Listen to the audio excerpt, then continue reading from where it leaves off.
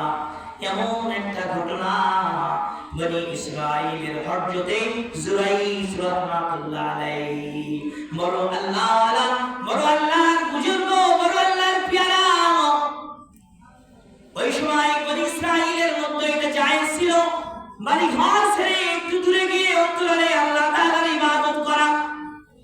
এই আল্লাহর বান্দা এলাকা ছেড়ে একটু লোকজন এলাকা ছেড়ে একটু দূরে ফাঁকা নির্জন প্রান্তরে ইবাদতখানা তৈরি করেছে, সেখানে গিয়ে আল্লাহ তাআলার ইবাদত করে। জোরে বলা যায় কি সুবহানাল্লাহ। দিনের বেলা রোজা রাখে, হার দাঁড়ায় দাঁড়ায় সালাত পড়ে, আবার রাত্রি বেলা দাঁড়ায় দাঁড়ায় সালাত পড়ে। বড় আল্লাহওয়ালা, বড় আল্লাহর বুজুর্গ হযরতে জুরাইজ রাহমাতুল্লাহ আলাইহি আল্লাহর নবীজি এই বয়ান দিচ্ছেন। সুবহানাল্লাহ। আল্লাহর নবীজি বলতেছেন হযরতে জুরাইজ রাহমাতুল্লাহ আলাইহি আল্লাহর ইবাদতের জন্য একটু নির্জনে গেছে, ইবাদতখানায় ইবাদত করে। করতে করতে কিছুদিন পর জুরাইজের আম্মা বাড়ি থেকে প্রয়োজনে জুরাইজের সঙ্গে দেখা করার জন্য ওই ইবাদতখানায় যায়। গিয়ে এবার ডাক দিচ্ছে, দরজায়, দরজা বন্ধ। জুরাইজ নামাজের মধ্যে দাঁড়ায়। সুবহানাল্লাহ। আম্মা জান ডাকতেছে, রে জুরাইজ একটু দরজা খোল রে বাপ, আমি তোর মা, একটু দরজা খোল। কিন্তু জুরাইজ কোথায়? নামাজে দাঁড়ায়। আল্লাহওয়ালা বন্ধু নামাজের মধ্যে দাঁড়ায় আছে। নামাজের কি স্বাদ তিনি পাইতেছেন। আসসালাতু মিরাজুল মুমিনিন, সালাতের মাধ্যমে আল্লাহ তাআলার সাথে সম্পর্ক হয়। জুরাইজেরও আল্লাহ তাআলার সাথে সম্পর্ক নামাজের মধ্যে বড়ই মজা লেগে আছে। এই জন্য মায়ের ডাকে সাড়া দেয় না, চিন্তা করতেছে এখন আমি কি করি।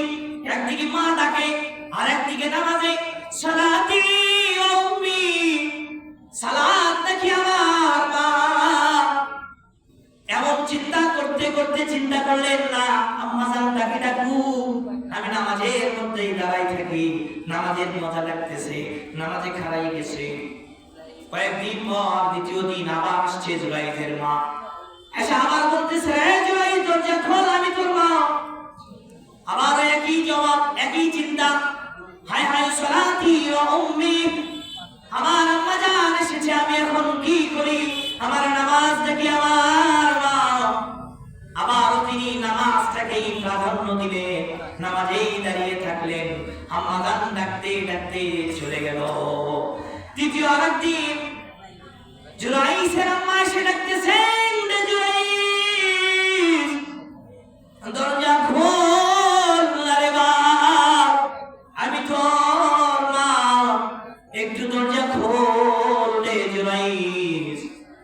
আবার জুরাইজ ওই নামাজের মধ্যে দাঁড়ায়া, জোরে বলা যায় কি মারহাবা, চিন্তা করতেছে সালাতি ওয়া উম্মি, নামাজ ছাড়বো নাকি আম্মা জানের কথার জবাব দিব।